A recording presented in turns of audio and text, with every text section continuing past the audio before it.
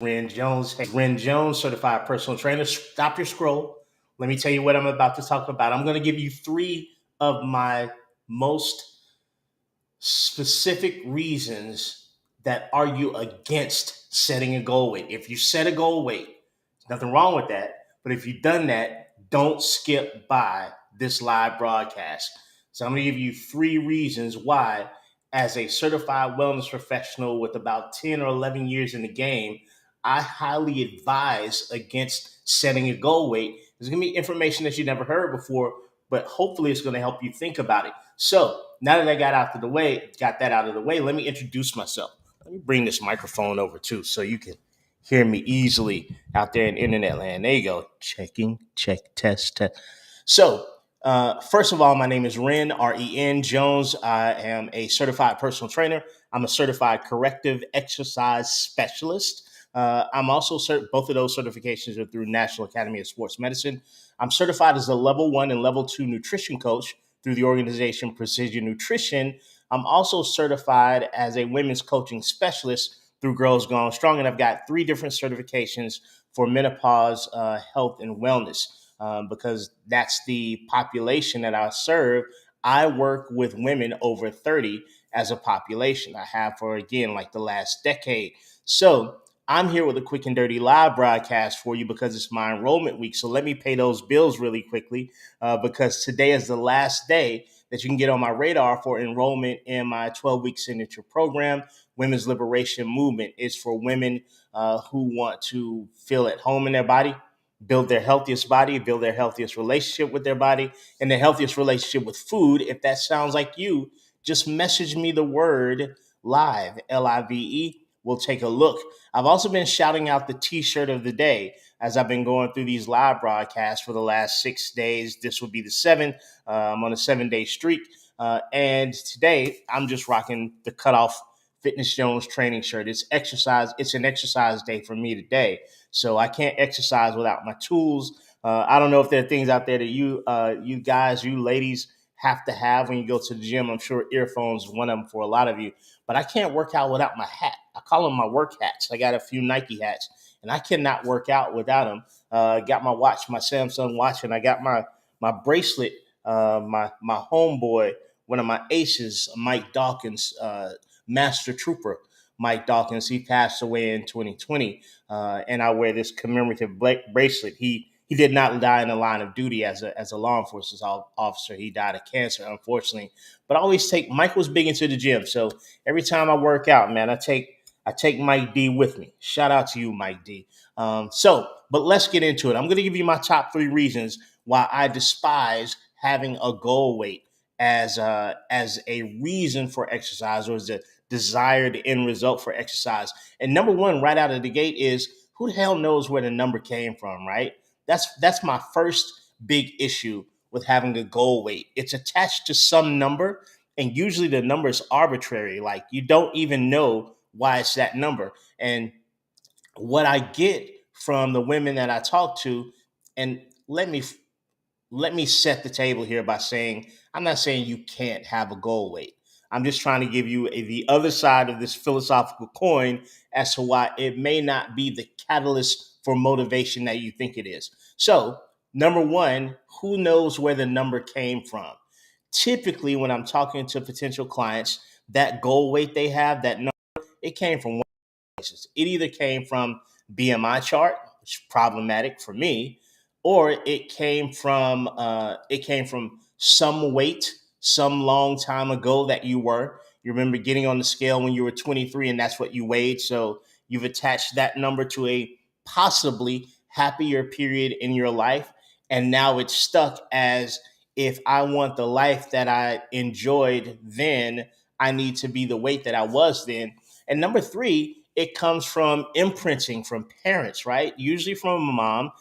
And over the course of your life with your mother or in your adolescent years, your formative years with your mother, it was a weight that she always wanted to be.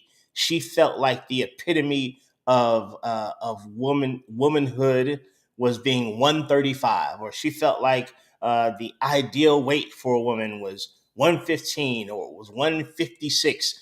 Who knows? but the number usually comes from a very arbitrary place. I want to dig into those three things that I mentioned really quickly because number one, the BMI chart's a pile of bullshit, right? So if you've got an assigned weight, a weight that you want to be, and it's based on BMI, let me give you the details. Let me tell you the backstory, the sordid history of BMI really quickly. Number one, it was developed in the 1800s. That's the first thing. Number two, which could have been number one, is that it was developed by an astronomer and mathematician. That's right. The whole basis for the calculation for the BMI chart didn't come from a physician back in the olden days or an exercise guru. It came from an astronomer slash mathematician named Quetelet. Um, and when BMI it was developed to assess a population of midlife European men. Right, that's where the calculation comes from.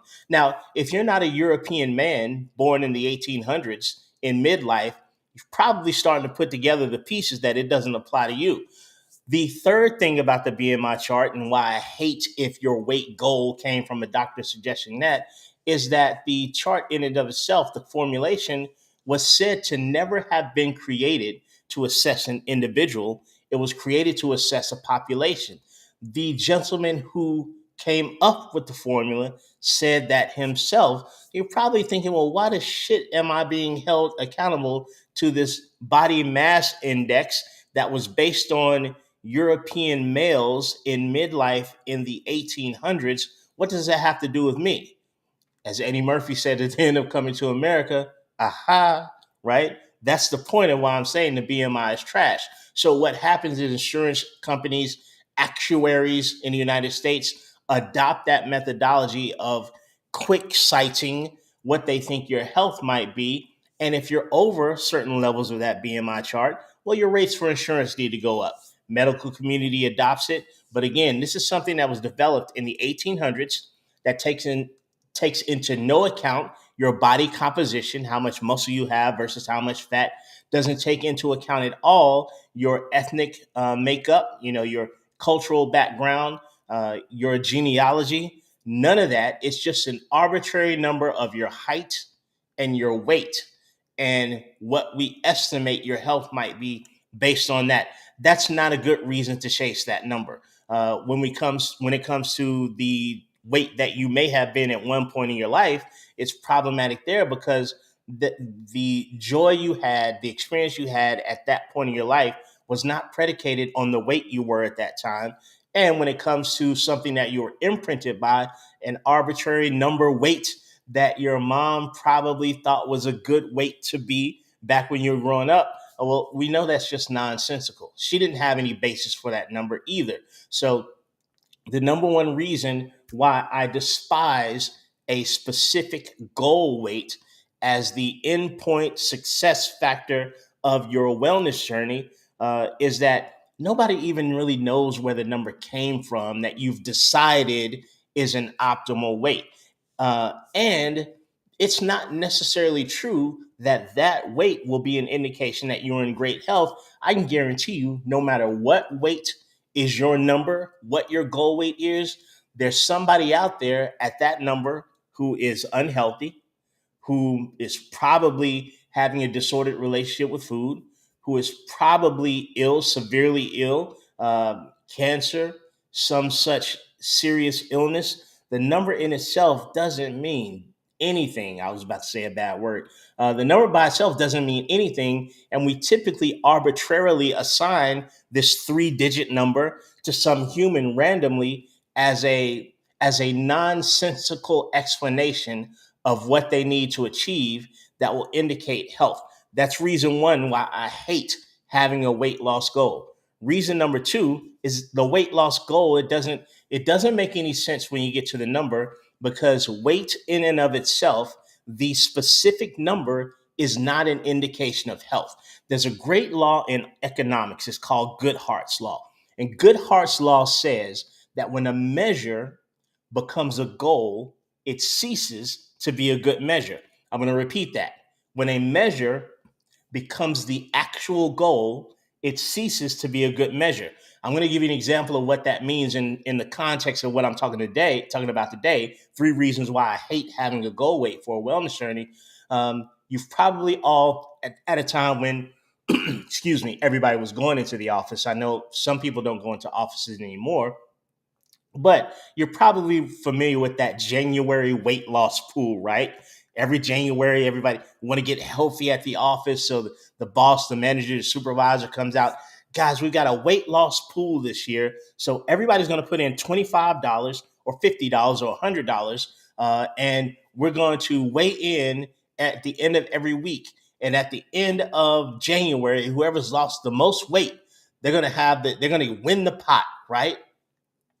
And invariably, to get weight down, people will do batshit crazy things to win that money, right? Like somebody will drink a laxative for breakfast, a laxative for lunch, and then eat a salad at dinner. People will get weight loss pills, right? People just stop eating. People go on a all water diet, just batshit crazy things that are detrimental to your health. These are not indication, I'm going to stop lifting weights all January so that my muscles will atrophy and I'll win that weight loss pool, right?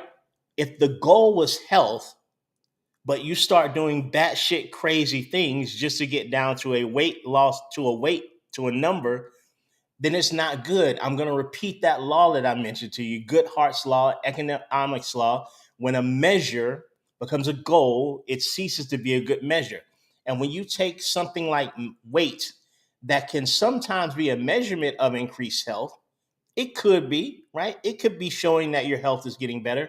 But when you take that measure and you make it the goal, it ceases to be a good measure. And I've seen people do crazy things to get down to their weight loss goal, their number, and it is irrelevant to health. Starving themselves, not sleeping, over exercising, drinking laxatives, detox teas, not eating certain food groups, you name it. People have done crazy shit just to lose a couple of pounds on the scale. That's the second reason why I don't like a goal weight as the end all be all of a wellness journey. It's not great. Here's the third reason and biggest, and then I'm going to get out of your hair for this Sunday. The third reason that I do not like having a number goal, a goal weight as the indication of success of a wellness journey is because it's destination happiness, right? I'll be happy when, the old I'll be happy when statement. And we know now that happiness is not a result of something that you do or get or buy or have. Happiness is a choice. It's an act of gratitude attached to what the things in your life, right? So happiness results from an act of gratitude, not a specific thing that happens. Now, you may be pleased when certain things happen. You may be excited when certain things happen. You may feel satisfied that you've accomplished something. But one thing that I know after a decade in this business is that people will lose tremendous amounts of weight, hit their goal, and not be happy. Happy is it's an internal motivation. Happiness is an inside job, right? So the problem with having that goal weight is that it's destination happiness. It's when I get there, when I get this, when I get to that. I much prefer over having a goal specifically, nothing wrong with goals, but for a transition in life that takes as long as attaining improved health might take, I much prefer an intention to a goal. And I'm going to tell you the difference. A goal has some fixed point, fixed situation, isolated arrival of a situation. An intention is livable. A goal only focuses on the end point destination. Up until that point, you do not have the thing that you're trying to attain. An intention is a livable way of existence. I'll give you a quick, easy example of the differentiation between these two. The goal of getting married, right? versus the intention of being a loving, supportive partner.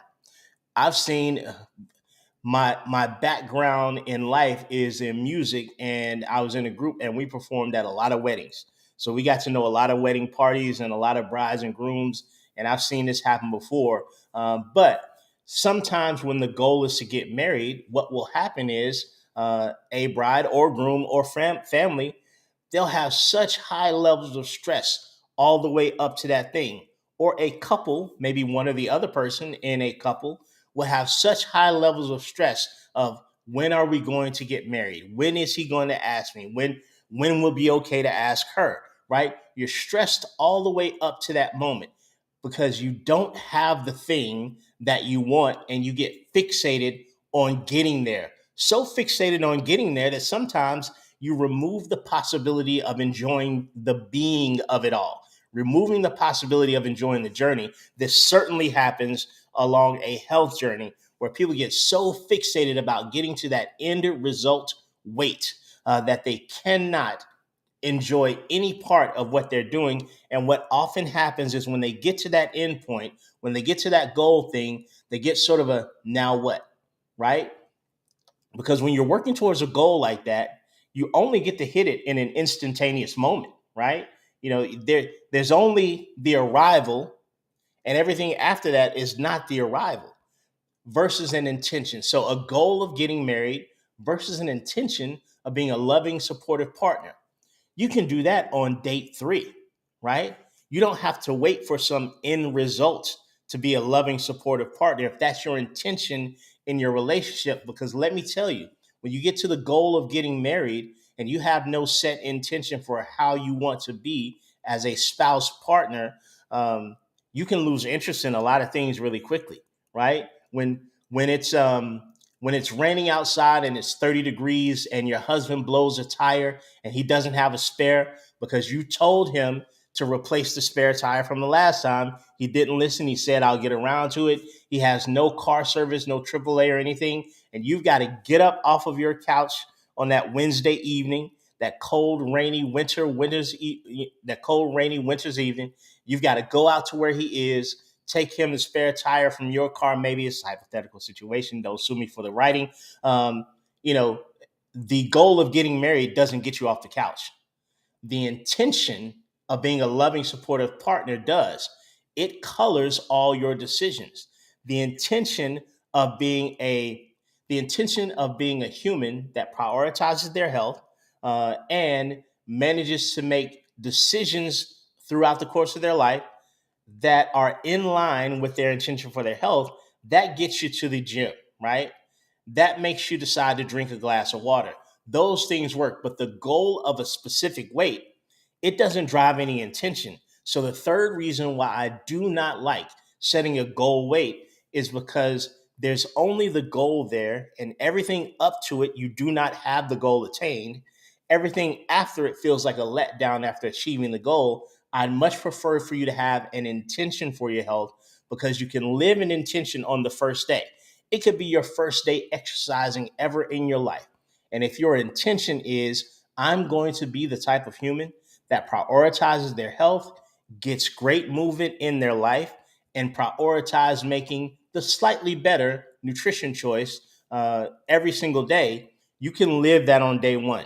If your goal is to lose 30 pounds, on day 1, you're frustrated by how far away you are from losing that 30 pounds. Day 30, you're probably frustrated. Day 60, you're probably still frustrated because that takes a while. But if you have an intention,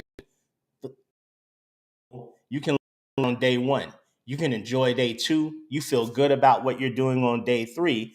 So those are the top 3 reasons why I despise setting a goal weight and why I think for more of you than less of you, it's counterproductive to do it. And I'm pretty sure I can say confidently that you've probably done this over several years of your wellness journey. You've had a goal weight set, and sometimes you hit it.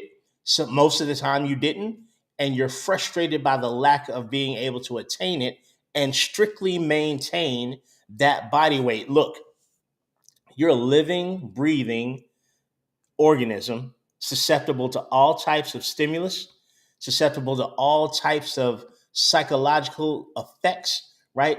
You're in the world moving through it.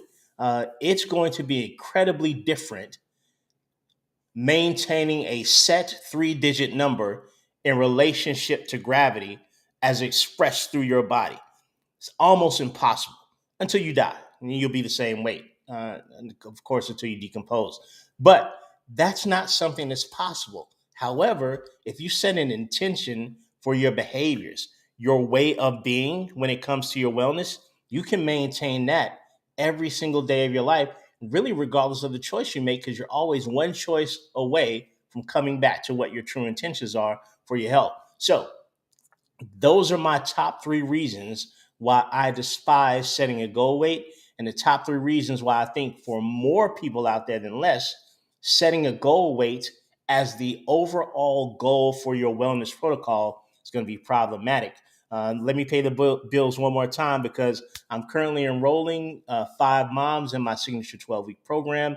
Enrollment ends today. If you're a woman over 30 or a mom over 30 that wants to build their healthiest relationship with their body, their healthiest relationship with food without calorie counting, macro counting, or weighing or measuring food, DM me the word live, LIVE, or live, same turkey, different bread. We'll see if what I do may be a good fit for what you need. Until next time, I'll see you guys soon. Have a great Sunday, everybody. I hope that was insightful for you. Have a great Sunday out there in Facebook land, YouTube land, LinkedIn land, and wherever else I'm